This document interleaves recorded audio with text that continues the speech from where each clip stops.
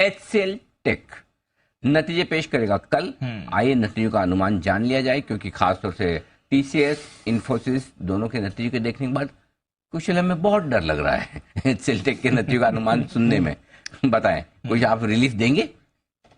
Sir relief के हिसाब से तो अभी सिनेरियो रिलीफ वाला लग नहीं रहा है। गार्टनर की रिपोर्ट ऑफ कोर्स रिलीफ देने वाली है। उनको खुद के ऊपर लिखी है, HCL टेक पे नहीं लिखी है। Exactly, let's accept that, be honest. Gartner ने अपने लिए बोला है, दूसरों के लिए हम भले खुश हो जाए, उससे क्या फर्क पड़ता है। सही बात है। तो सिनेरियो अभी यहाँ पर ये बन रहा है HCL टेक में कि नंबर्स के लिहाज से तो सुस्ती का मूड माहौल दिख रहा है, और खासकर मार्जिन्स पर मैं पहले भी आपको जब आईटी पर बता रहा था कि सेक्टर रिलेटेड सबसे खराब परफॉर्मेंस किसकी हो सकती है, उसमें मार्जिन्स के लिहाज से HCL टेक ही है। 19.6% के मार्जिन पिछले तिमाही में थे, इस बारी 18.4% हम मार्जिन उम्मीद लगाकर चल रहे हैं।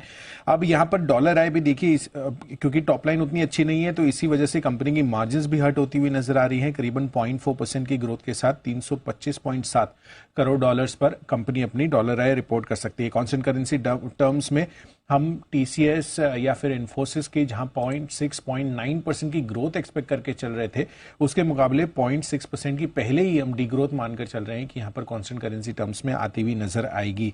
नेगेटिव ऑपरेटिंग लेवरेज से कंपनी की मार्जिन्स पर इंपैक्ट रहेगा, और FY24 के लिए 6 to 8% की कॉन्स्टेंट करेंसी आई ग्रोथ और 18 से 20% की ऑपरेटिंग मार्जिन गाइडेंस की हम उम्मीद लगाकर चल रहे हैं।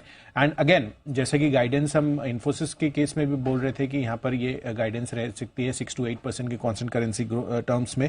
अब देखना है कि फाइनल गाइडेंस क्या निकल कर आती है, क्योंकि आगे की प्रोजेक्शंस पे ही आइडिया लगेगा कि कंपनी कितनी क्या पोजीशन में है, किस स्ट्रेंथ में है, या गिरावट का मूड माहौल इस पर बन रहा है। क्योंकि आगे के लिए खासकर नॉर्थ अमेरिकन मार्केट्स को लेकर कंपनी का क्या आउटलुक है, उस पर सबसे बड़ा फोकस रहेगा। बजट, क्लाइंट बजट की कमेंट्री तो इंपॉर्टेंट रहेगी ही, एंड अट्रेशन पर, यानी कि जो अभी मौजूदा मूड माहौल है उसमें अट्रेशन तो ऑफ कोर्स सभी आईटी कंपनियों का कम हो रहा है, पर आपको ये भी चीज ध्यान में रखनी है कि आगे हायरिंग कितनी होने वाली है, इस पर अब फोकस बनेगा। क्योंकि